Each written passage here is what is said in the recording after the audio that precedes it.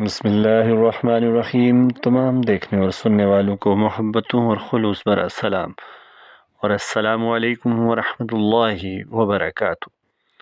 محترم ناظرین و سامعین، آج کی ویڈیو میں ہم آپ کو قوم سبا پر اللہ کا عذاب کے بارے میں جو واقعہ ہے اس کے بارے میں اختصار کے ساتھ بتائیں گے، مگر اس سے پہلے آپ تمام احباب سے گزارش ہے کہ چینل کو سبسکرائب کریں اور ویڈیو کو اینڈ تک دیکھیں اور لائک کریں اور اچھے کامنٹ کیجیے۔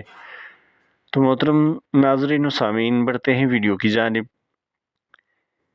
اہل سرسار کی ایک قوم جسے قوم سبا بھی کہا جاتا ہے، اللہ تعالیٰ کی بے شمار نعمتوں کے اندر زندگی گزار رہی تھی۔ یہ قوم ایک عظیم تہذیب و تمدن کی مالک تھی۔ حضرت داؤد علیہ السلام اور حضرت سلیمان علیہ السلام کی باعزت حکومتوں کے بعد ان کی حکومت زبان زد حسام تھی۔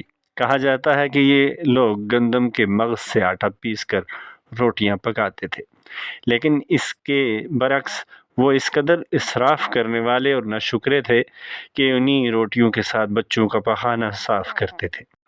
بعد ازاں ان آلودہ روٹیوں کو اکٹھا کرنے سے ایک پہاڑ بن گیا تھا۔ پھر ایک صالح شخص نے وہاں سے گزرتے ہوئے ایک عورت کو دیکھا جو روٹی کے ساتھ بچے کے پخانے کے مقام کو صاف کر رہی تھی۔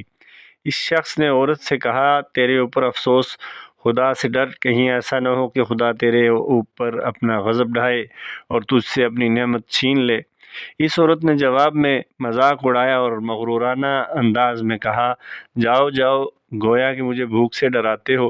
جب تک سرسار جاری ہے مجھے بھوک سے کسی قسم کا کوئی خوف نہیں ہے۔ کوئی زیادہ عرصہ نہیں گزرا تھا کہ اللہ تعالیٰ نے ان لوگوں پر اپنا غضب ڈھایا۔ پانی جو کہ زندگی کی بنیاد ہے ان لوگوں سے چھین گیا، یہاں تک کہ قحط نازل ہوا۔ بات یہاں تک پہنچ گئی کہ ان کی ذخیرہ کی ہوئی تمام غذا ختم ہو گئی۔ آخرکار وہ مجبور ہو گئے اور انہیں آلودہ روٹیوں پر اتفاق کرنا پڑا جو ان لوگوں نے اکٹھا کر کے پہاڑ کی مانند ڈھیر لگایا ہوا تھا، بلکہ وہاں سے روٹی لینے کے لیے صف لگتی تاکہ ہر کوئی وہاں سے اپنا حصہ لے لے۔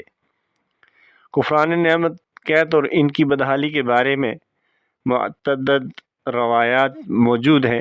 سورۃ نحل کی آیت نمبر 112 اور 113 میں یوں ارشاد باری تعالیٰ ہے، اور اللہ نے اس بستی کو بھی مثال بیان کی ہے جو محفوظ اور مطمئن تھی۔ اس کا رزق ہر طرف سے باقاعدہ آ رہا تھا، لیکن اس بستی کے رہنے والوں نے اللہ کی نعمتوں کا انکار کیا تو خدا نے انہیں بھوک اور پیاس کا مزہ چکھایا، صرف ان کے ان اعمال کی بنیاد پر کہ جو وہ انجام دے رہے تھے۔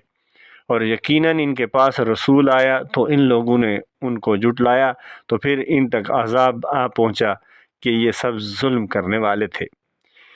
اسی قوم سبا کے بارے میں ایک اور واقعہ بیان ہوتا ہے کہ ان لوگوں نے اپنی زراعت کو بہتر طور پر کاشت کرنے کے لیے پانی ذخیرہ کرنے کی خاطر بلک کے دو پہاڑوں کے درمیان ایک بہت بڑا معرب تعمیر کیا ہوا تھا۔ سوراخ اور دوسرے پہاڑوں سے گزرا ہوا پانی اس بند میں آ کر وافر مقدار میں جمع ہو جاتا تھا۔ قوم سبا نے اس پانی سے صحیح طور پر استفادہ کرتے ہوئے وسیع و عریض اور بہت سے خوبصورت باغات لگائے اور کھیتی باڑی کو رونق بخشی۔ ان باغات کے درختوں کی شاخیں اس قدر پھلوں سے لدی ہوتی تھیں کہ کہتے ہیں کہ اگر کوئی شخص سر پر ٹوکری رکھ کر ان کے نیچے سے گزرتا تو پھل خود بخود ٹوکری میں گرنا شروع ہو جاتے اور قلیل مدت میں ٹوکری تازہ پھلوں سے بھر جاتی۔ لیکن نعمتوں کی کثرت نے انہیں شکر کرنے کے بجائے سرمست اور غافل کر دیا تھا، یہاں تک کہ ان کے درمیان بہت بڑا طبقاتی نظام وجود میں آ چکا تھا۔ ان میں سے صاحب اقتدار لوگوں نے کمزوروں اور ضعیفوں کا خون چوسنا شروع کر رکھا تھا، یہاں تک کہ ان لوگوں نے خدا سے ایک احمقانہ التماس کیا جس کا ذکر سورہ سبا کی آیت نمبر 19 میں ملتا ہے۔ انہوں نے کہا، خدایا ہمارے سفروں کے درمیان فاصلہ زیادہ کر دے۔ انہوں نے اللہ تعالیٰ سے التماس اس لیے کیا تاکہ غریبوں، بے نواحوں لوگوں اور عمرہ اور ثروت مند ان کے ہمراہ سفر نہ کر سکے۔ ان کی خواہش یہ تھی کہ آبادیوں کے درمیان خشکی ہو اور فاصلہ بہت زیادہ ہو تاکہ تہی دست اور کم آمدنی والے لوگ ان کی طرح سفر نہ کر سکے۔ اللہ تعالیٰ نے ان مغرور پیٹ کے پجاریوں پر اپنا غضب نازل کیا بعض روایات کے مطابق ان مغرور لوگوں کی آنکھوں سے دور صحرائی چوہوں نے معرب نامی بند کی دیواروں پر حملہ کر کے انہیں اندر سے کھوکھلا کر دیا۔ ادھر سے بارشیں زیادہ ہوئیں جن کی وجہ سے سیلاب آ گیا اور اس بند میں پانی بہت زیادہ اکٹھا ہو گیا۔ اچانک بند کی دیواریں ٹوٹیں، اس سے ایک بہت بڑا سیلاب آیا جس میں تمام دیہات، آبادیاں، مال مویشی، باغات، کھیتیاں، ان کے محل اور گھر پانی میں غرق ہو کر نابود ہو گئے۔ ان کے باغات اور زراعت میں سے صرف بیری کے درخت اور کچھ جھاڑیاں بھی بچی تھیں۔ خوش الحان پرندے وہاں سے کوچ کر گئے تھے، جبکہ الوؤں اور کووں نے قوم سبا کے کھنڈرات میں اپنے گھونسلے بنا دیے۔